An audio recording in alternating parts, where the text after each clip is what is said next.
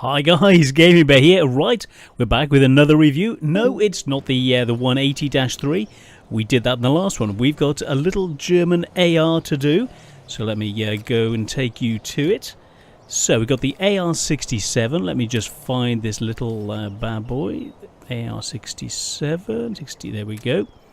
AR-67. So, little tier 2 fighter. Biplane. What's it like? So, let's have a look at all the tier 2s, do a straight comparison. So let's get in, see what we've got. So, this should be boom and zoom, that's what you'd think. So, let's call up the information, have this as the center, and then we'll work out where it fits in the scheme of things. So, we want to go for something quite nimble. So, let's go for something like the I-15, so we can see how it... I know it's a multi-roll, but this should give us an indication of how it rock and rolls. And on the other side, let's work our way through. Actually, let's go for the Japanese instead, thinking about it. That's a true fighter and very, very nimble as well. Right, let's see. Something that we know could be mid-range, so let's just have a look at some basic details, see how they fit in. So let's do it by the airspeed. So the airspeed is looking like I suspected, a little bit faster, so let's expect the Bulldog to be in the middle and the Arado AR-67 to be a little bit faster. So survivability and weight, let's have a look. So the Bristol is heavy and good survivability. Less weight. We have next is the Nakajima, the A4N. Surprisingly, which means it's got surprisingly little hit points, seeing it's got quite a large amount of weight. That lowers your survivability and your hit points. And the middle ranking is 100 points with 1600 weights. That means relatively the structure is quite good, so it should have a lot of hit points relatively in that comparison. So the guns, let's see what we're running. So points, it's got the most number of points, 47, with two 7.62s. Then the Brit with 45 points at two Vickers 303s, and then the little Nakajima, two 7.7s. Little bit less penetration because it's a slightly smaller cartridge for 44 points. Okay, so there's not a lot in it really. So let's have a look at the airspeed, see how they all pan out.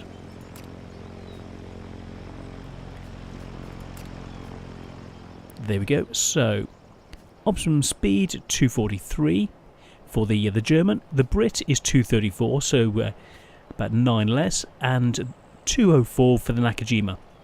So it's got a nice turn of speed at the top. We then come to the stall speed. They're all identical at 70, and that's really, really nice to see. The biplane design allows them to turn incredibly nicely, so that is really good. We then come to the rate of climb.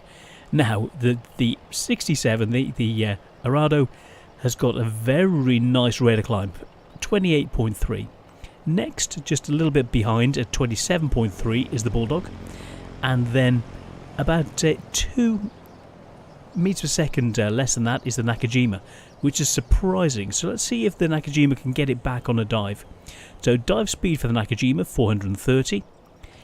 It's better than the Brit, which has got 340, but out ahead is the AR-67. So it's got best rate of climb, the best dive, and an equivalent stall speed. So, hello, this looks like a bit of a beast. It's matching in airspeed the Nakajima. Not airspeed, the stall speed, that side of things. So that's very useful. Now, let's have a look at the maneuverability. This is where you'll see the real dogfighting or not.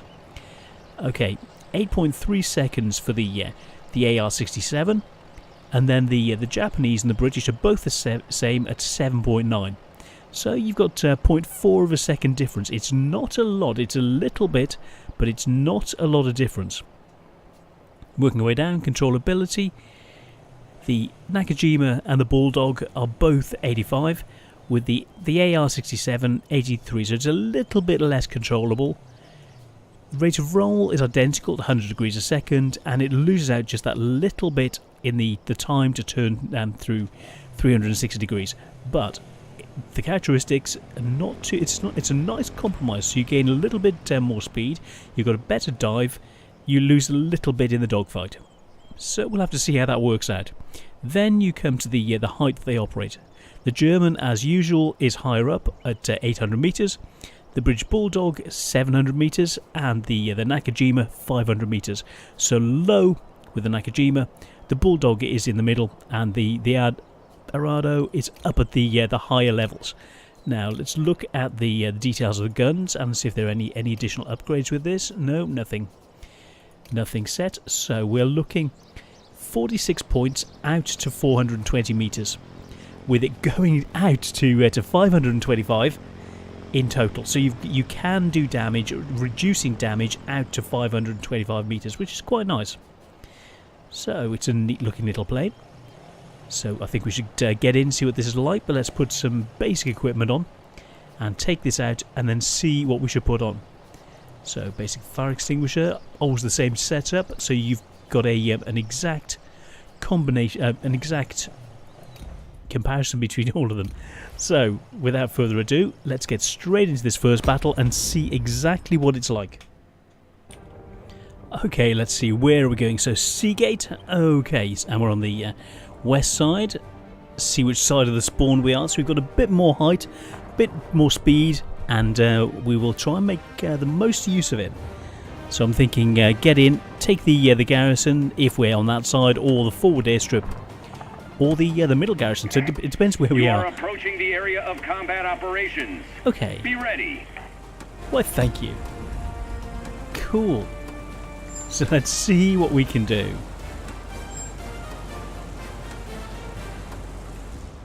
Let's check the settings. Graphics. That's all looking good. Show me what you can do, pilots. Let's roll. Let's get in, let's get some height. Get up to about 1,000 meters if possible, so overheated from that tiny bit of boost. Get in. Get up to about 900 to 1,000 meters if possible.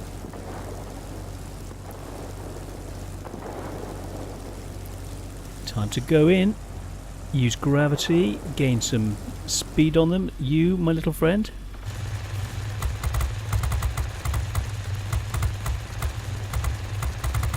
Feels like a slow rate of fire, but there's not a lot of oops. The speed is an issue, and I just had mouse problems, so I apologise for that, guys.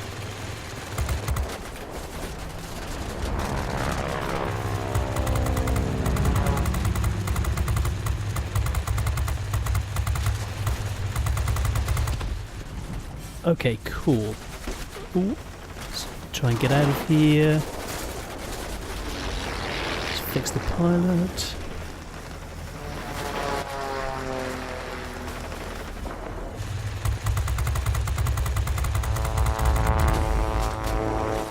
Oh, he rammed me! Nope. Just a big gunshot. Right, that was entertaining. Okay, so the turning seems a little bit down, but normally I've got some mods on. So the basic acrobatic ability is doable. It's not the greatest, but it is definitely doable. That a turn of speed can almost be too much in a dogfight. I was trying to slow it down to maximum level, and it's really trying to take you forward. So we really need to take this area. Let's look at the numbers. So straight in. Let's try and get a bit more height. Come in on those guys. Okay, coming up to our operating level. Try a bit more boom and zoom. So this could really be an interesting little boom and zoomer. Let's go for that. And then back up. Let's give it a go. Oh, someone's really trying to get me.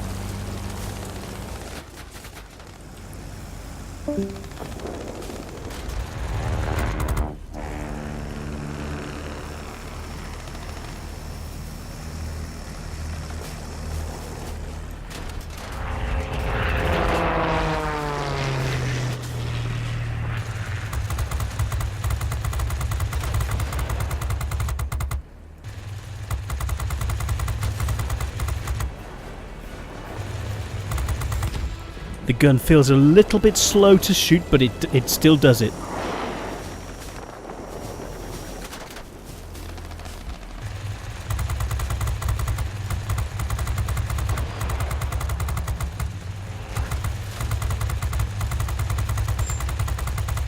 Okay, I'm getting the hang of this. Cool. Ooh. Dodge, come in under him.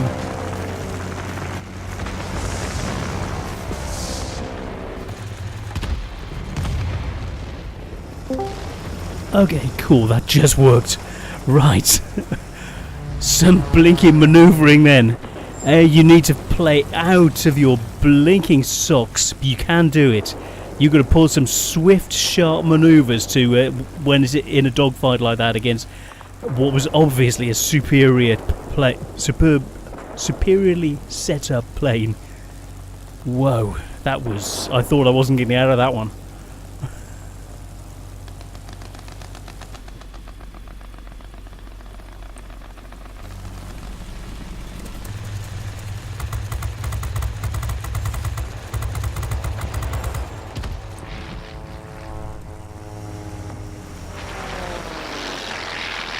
It pulls like nobody's business. This is set up really strongly. Well, let's get in, let's get high. Try and get to about 900 meters. Come in from above. The dove from above.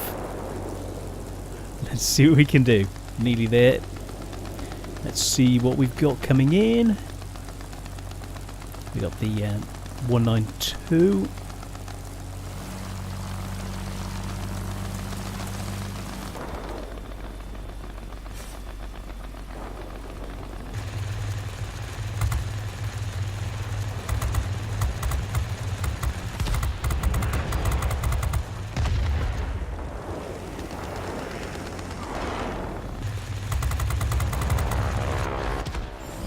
Oh yeah. Good teamwork. This turns incredibly well. Oh yes. It flip-flops from side to side incredibly nicely.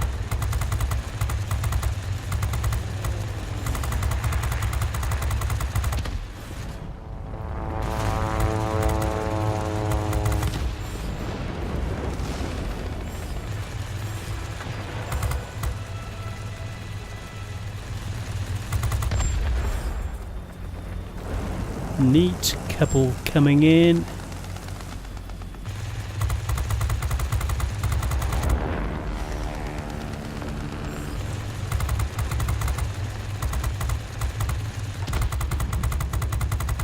Try and stay underneath so the gunner can't get me so easily.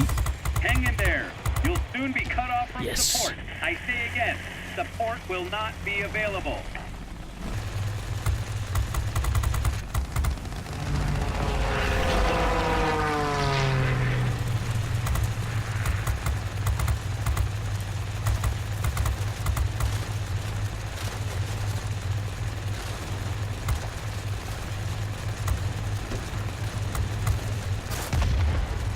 Something on my tail. Fix that. Let's go down, come in underneath him. Oh, too much damage. Oh, 5,000 points. You'd expect to be on about 4,000. This is a better than normal plane. So, 2 sorties so far. There's a heavy storm And here. you would... Unable to proceed. Returning to base. Do you copy? That first time was just starting to get used to the characteristics. It's very nice. It's a little bit twitchy to get used to. But it's a nice little plane, it really is.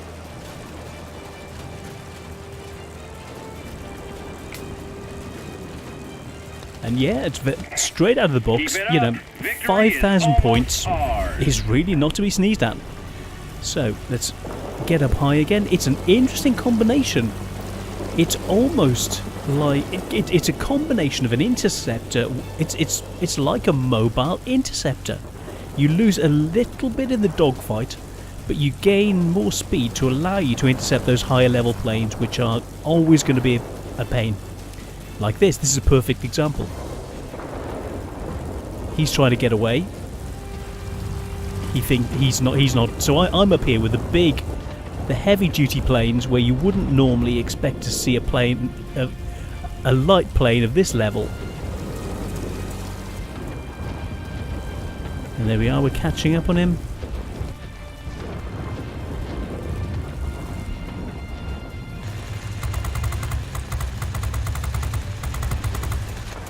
A little bit too long. He's always rear gun's going for me.